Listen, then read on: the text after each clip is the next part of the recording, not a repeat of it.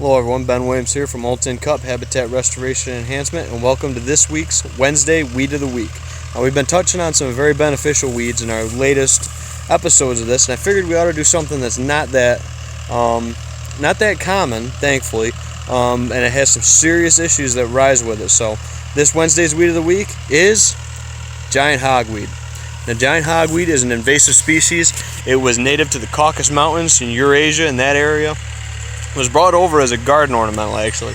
And even though this looks like a large Queen Anne's lace, it is in the same family. It's in that carrot family that you're going to find in with cow parsnip, wild carrot, or Queen Anne's lace. They're all going to be in that same family. But what hogweed has that a lot of these other species don't is they can cause some skin irritation, but this actually causes phytophotodermatitis, which basically, in easy to understand terms, is a reverse sunscreen. So the sap and the hairs on this plant can get on your skin and cause a reverse effect, blocking your skin's natural ability to block out the sun's rays. Now you're going to see these large umbel-sized heads. This plant's probably 7 feet tall, but some of the other ones that are on this piece of property are much taller than this.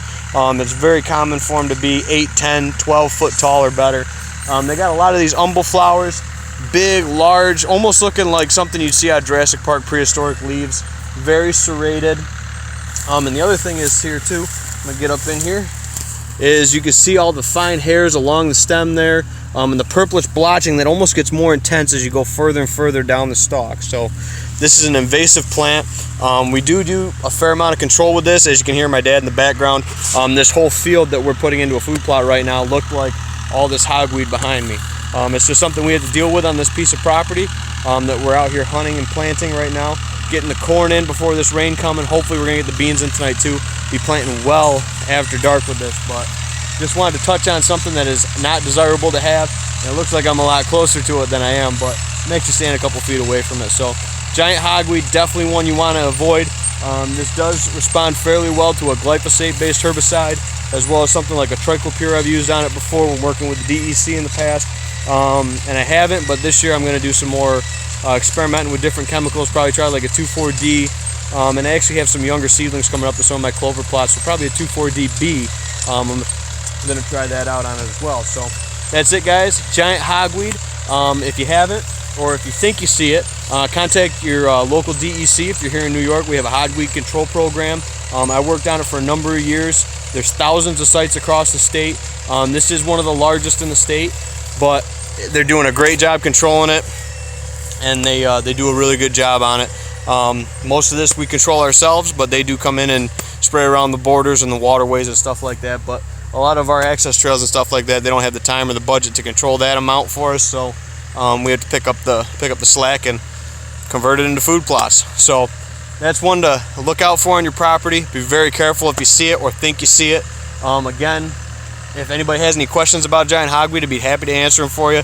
I deal with this stuff on a daily basis out here on this piece of property, as well as working with the New York State's giant hogweed program on controlling it in the past. So there it is, giant hogweed. These are just starting to flower out right now. You might see them along roadsides, creek sides, something like that. So if you do think you see it, contact your local DEC and have somebody, they'll send somebody out to check on the site. Make sure you have a good location, GPS point, or a street address, something like that, so they can go to the plant and try to find it. So there it is, guys, giant hogweed. I'll give you one more up close and personal look on it. Giant umbels, purplish blotching on the stem, big serrated, deeply lobed leaves. Not much else that looks like it, other than a couple of its family members got some characteristics that look alike. So giant hogweed, guys, definitely one to look out for, and definitely one to avoid if at all possible. So I'm Ben Williams from Old Tin Cup. Thank you for tuning into this week's Wednesday Weed of the Week. Don't forget, we have our Management Mondays, our Weed of the Week Wednesdays like you're seeing right now, and our Food Plot and Forestry Fridays. Wednesday's Weed of the Week is every week, and then our Food Plot and Forestry Fridays, those come out when I have the time and have the available time to film them up for you guys. So on a side note, my sawtooth oaks, looks like they're going to have some acorns on them this year. So anyway, guys, thanks for tuning into this. If you haven't, hit that like button. Comment down below if you know of any hogweed, or if you dealt with it in the past, some of the control methods you might be using. Let us know in the comment section below, or maybe where you've been seeing it.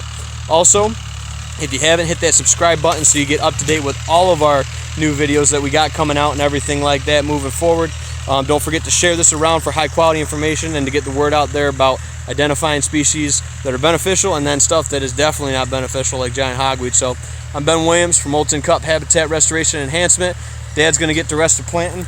I'm about ready to take over. It looks like he is on his last pass right now. So thanks everyone for tuning in. If you like this, please hit that like button. All that good stuff, guys. I can't thank you all for the support. Please leave your comments and your feedback down below. We'd love to hear from you guys. And guess what? Have a safe and successful rest of your off season. If you have any questions, get a hold of us, and I'll see you guys all next time here in the field. Take care, guys.